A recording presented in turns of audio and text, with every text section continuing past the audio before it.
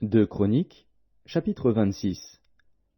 Tout le peuple de Juda prit Ozias, âgé de 16 ans, et l'établit roi à la place de son père Amathia.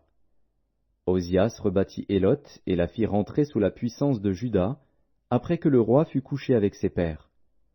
Ozias avait 16 ans lorsqu'il devint roi, et il régna 52 ans à Jérusalem. Sa mère s'appelait Jécolia, de Jérusalem. Il fit ce qui est droit aux yeux de l'Éternel, entièrement comme avait fait Amadia, son père. Il s'appliqua à rechercher Dieu pendant la vie de Zacharie, qui avait l'intelligence des visions de Dieu. Et dans le temps où il rechercha l'Éternel, Dieu le fit prospérer. Il se mit en guerre contre les Philistins. Et il abattit les murs de Gath, les murs de Jabné et les murs d'Asdod, et construisit des villes dans le territoire d'Asdod et parmi les Philistins. Dieu l'aida contre les Philistins, contre les Arabes qui habitaient à Gur-Baal, et contre les Maonites. Les Ammonites faisaient des présents à Ozias, et sa renommée s'étendit jusqu'aux frontières de l'Égypte, car il devint très puissant.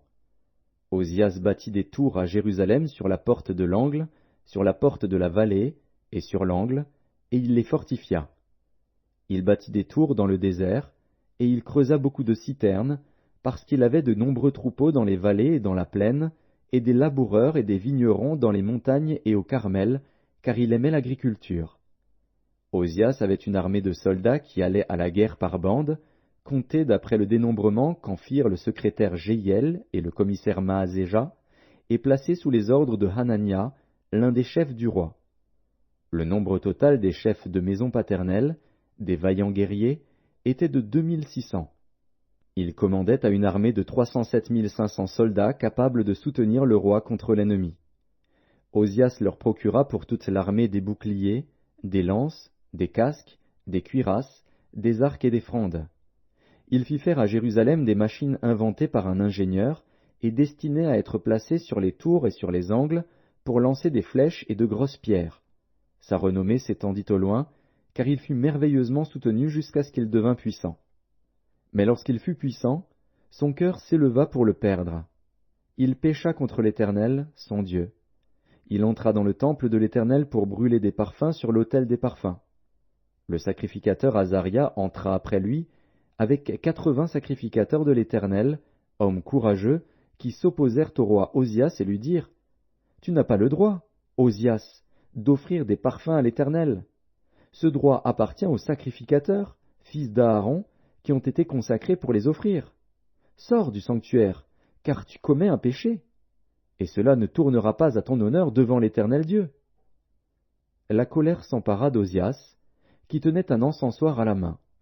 Et comme il s'irritait contre les sacrificateurs, la lèpre éclata sur son front, en présence des sacrificateurs, dans la maison de l'Éternel, près de l'autel des parfums. Le souverain sacrificateur Azaria et tous les sacrificateurs portèrent les regards sur lui, et voici, il avait la lèpre au front. Ils le mirent précipitamment dehors, et lui-même se hâta de sortir, parce que l'Éternel l'avait frappé. Le roi Ozias fut lépreux jusqu'au jour de sa mort, et il demeura dans une maison écartée comme lépreux, car il fut exclu de la maison de l'Éternel.